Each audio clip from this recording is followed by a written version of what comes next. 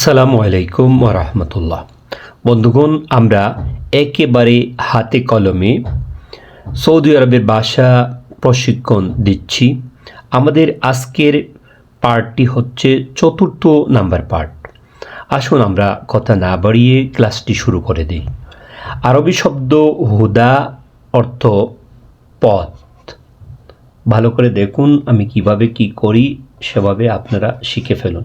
পথ পথ বা রাস্তা। আর এই যে হাদি শব্দটির অর্থ হচ্ছে জুতা। ভালো করে দেখুন, জুতা। বুঝতে পারছেন? হুদা শব্দটির অর্থ হচ্ছে পথ, আর হাদি শব্দটির অর্থ হচ্ছে জুতা। আর জুতা বলতে যে জুতা আমরা পরি শুজ নয়, শুজকে তারা শুজ বলে। যেমন আমরা শু বলি না, যে শু যে জুতা, সে জুতাকে তারা শুজ বলে। আর তরিক অর্থ রাস্তা, তরিক অর্থ পথ বা রাস্তা, একই শব্দ। হাদি অর্থ রাস্তা বা পথ, আর তরিক অর্থ রাস্তা বা পথ। আরবি শব্দ গুম, গুম অর্থ উঠা, মানে যে আপনি বসা থাকলে উঠবেন বা ঘুমে থাকলে উঠবেন। বা আপনি বসে পড়েছেন বা কোনো কাজ করতেছেন না, তখন আপনাকে বলবে গুম, গুম মানে আপনি উঠবেন, ওঠার জন্য আপনাকে বলবে। আরবি শব্দ ইজলিস মানে বসা, বসা, বসে পড়াকে ইজলিস বলা হয়। আপনি বসে আছেন বা দাঁড়ানো অবস্থায় আছেন, তখন আপনাকে বলবে ইজলিস, ইজলিস ইয়া শেখ, ইজলিস ইয়া শেখ, বা আপনার নাম ধরে বলবে ইজলিস, ইজলিস।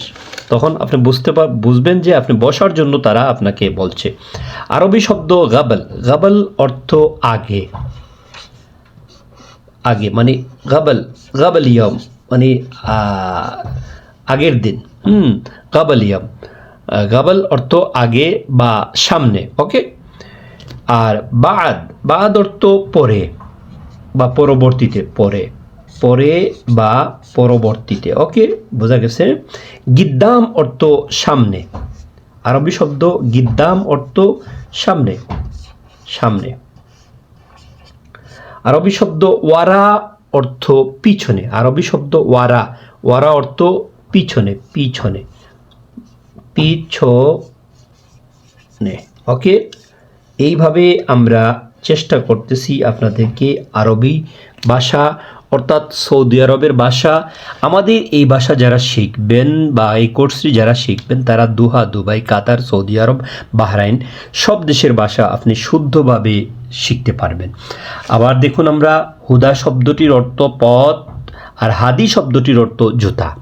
তরিক শব্দটির অর্থ রাস্তা বা পথ। গুম শব্দটির আরবি গুম শব্দটির অর্থ ওঠা বা ঘুম থেকে ওঠা বা বসা থেকে ওঠাকে আপনাকে বলবে গুম, গুম। ইজলিস মানে বসা, গাবল মানে আগে, বাদ মানে পরে, গিদ্দাম অর্থ সামনে, ওয়ারা শব্দটির অর্থ হচ্ছে পিছনে।